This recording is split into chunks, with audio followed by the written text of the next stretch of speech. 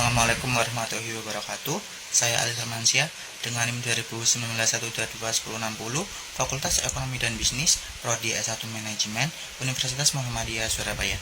Di sini saya akan menyelesaikan ujian akhir semester teori pengambilan keputusan yang akan membahas tentang kasusnya Holy Wings dan memberikan solusi dengan 3 cara. Yang pertama ada bias dalam pengambilan keputusan, yang kedua ada 6 thinking heads atau 6 topi berpikir, yang ketiga ada Batna dan Sopa. Selanjutnya saya akan juga menjelaskan tentang root cause analysis. Langsung saja kita ke kasusnya Holy Wings.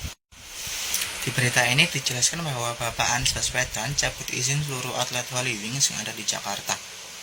Di sini diduga adanya kasus penistaan agama yang dilakukan oleh tim promosi dari Holy Wings yang menyangkutkan nama Muhammad dan Maria di promosi minuman beralkoholnya. Ternyata bukan hanya faktor itu yang menjadi putusan Bapak Anies Baswedan untuk mencabut izin usaha outlet Holy Wings. Ternyata juga ada beberapa outlet Holy Wings yang di Jakarta itu belum mengantongi surat izin klasifikasi baku lapangan usaha Indonesia (KPLI) jenis usaha bar yang telah terverifikasi. Nah, ada beberapa outlet di Jakarta ini belum mengantongi sertifikat tersebut. Selanjutnya, ternyata di pihak manajemen Holy Wings itu tidak tahu menau tentang promosi yang dilakukan oleh tim promosi tersebut. Nah, ini termasuk bias dalam pengambilan keputusan yang dimana tim promosi itu tidak melibatkan manajemen dalam melakukan promosi tersebut. Mungkin selanjutnya ke depannya tim promosi itu harus melibatkan manajemen untuk pengambilan keputusan jika melakukan ingin promosi yang menyangkut tentang Holy Wings atau tentang minuman yang beralkohol itu. Selanjutnya saya akan menjelaskan tentang 6 thinking heads atau 6 topi berpikir yang dipopulerkan oleh Dr. Edward de Bono pada tahun 1986. Topi berpikir ini berfungsi untuk merencanakan proses berpikir secara rinci, kohesif, dan efektif. Biasanya cara berpikir menggunakan topi berpikir ini sangat berguna dalam proses pemecahan masalah. Di sini saya akan menjelaskan 6 topi berpikir untuk pemecahan masalah dari Holy Wings ini. Nah, yang saya akan jelaskan yang pertama, topi berwarna kuning. Topi berwarna kuning ini berfokus pada manfaat, nilai yang melekat, dan keuntungan. Di sini untuk kasusnya Holy Wings ini, jika kita berpikir dengan topi kuning, menurut saya jika pihak promosi itu melakukan promosi dengan baik tanpa melibatkan tentang agama, itu menurut saya nanti akan mendapatkan keuntungan yang sangat maksimal. Selanjutnya kita berpikir topi berwarna hijau.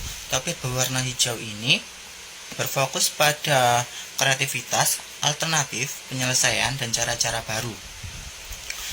Di kasusnya Holy Wings ini, jika kita berpikir dengan topi hijau, misalkan ini dari saya sendiri, manajer Holy Wings itu bisa mengubah Holy Wings tanpa adanya minuman alkohol, atau bisa merubah Holy Wings itu menjadi kafe dan restoran. Menurut saya dengan rubah itu masalah-masalah tentang alkohol itu akan lebih berkurang atau bahkan tidak ada masalah tersebut. Selanjutnya, jika kita berpikir pada topi warna biru, topi warna biru ini fokus pada gambaran besar suatu masalah. Jika kita menyelesaikan menggunakan topi warna biru, ini pihak manajer harus memikirkan bagaimana kasus ini cepat selesai dan Holy Wings ini kembali beroperasi. Mungkin pihak manajer itu meminta maaf kepada seluruh masyarakat dengan adanya kasus ini. Selanjutnya kita berpikir di topi putih. Topi putih ini berfokus pada data-data, fakta, dan informasi yang diketahui. Pihak manajer ini harus mempunyai data. Data yang dimaksud adalah kenapa tim promosi itu melakukan hal tersebut. Pastinya tim promosi itu ada alasan tersendiri mereka melakukan hal itu. Untuk izin usaha ini,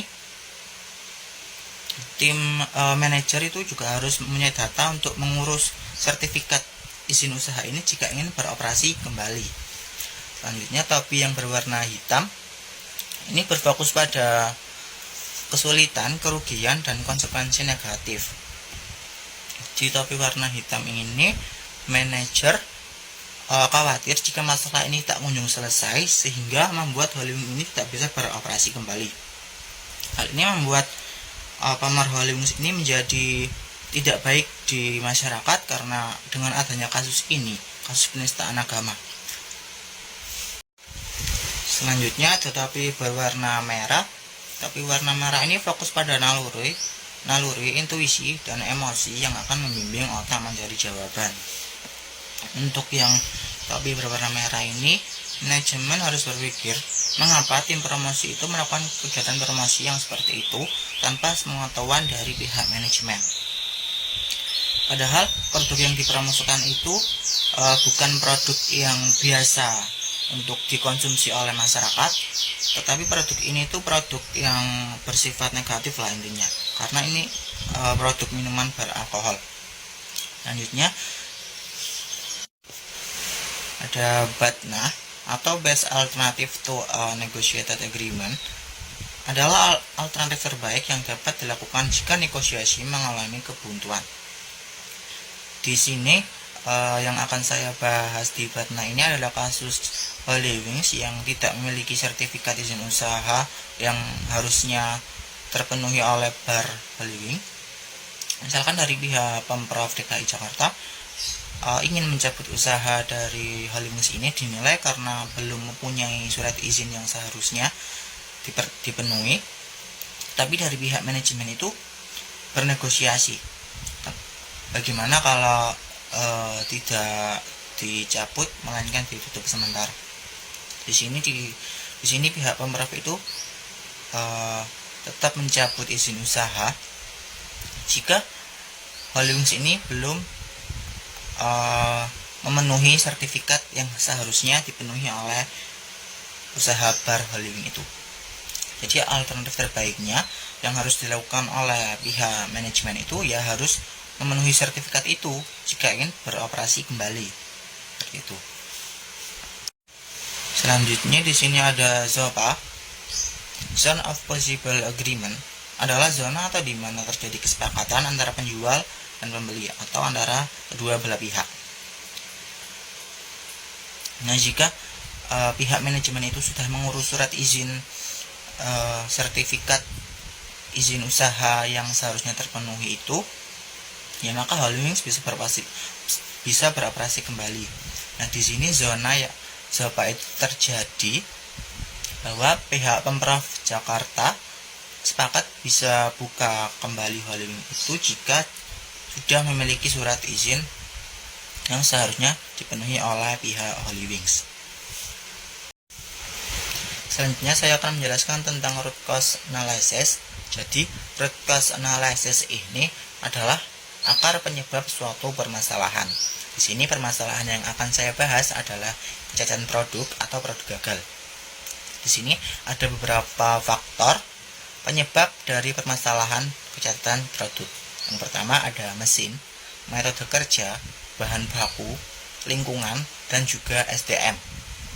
Di sini saya memberikan panah ke SDM semua. Kenapa? Karena mesin, metode kerja, bahan baku, lingkungan ini disebabkan karena kinerja SDM itu kurang maksimal. Misalkan kalau dari mesin, akibat dari SDM ini tidak merawat mesin tersebut, maka mesin tersebut itu kurang maksimal untuk membuat produk tersebut.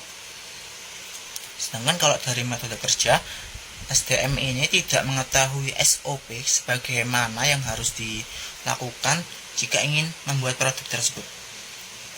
Sedangkan kalau dari bahan baku yang kurang maksimal, misalkan dari SDM itu tidak memeriksa kembali bahan baku yang sudah dibeli atau mensortir kembali. Di sini nanti kan akan muncul bahan baku yang jelek kalau tidak disortir kembali. Nah, di sini menurut saya akar masalahnya ada di SDM sumber daya manusianya. Jika SDM ini bekerja optimal, maka kecacatan produk ini sangat minim terjadi di suatu perusahaan. Baik, mungkin itu saja analisis pengambilan keputusan yang bisa saya sampaikan. Kurang lebihnya mohon maaf. Terima kasih. Wassalamualaikum warahmatullahi wabarakatuh.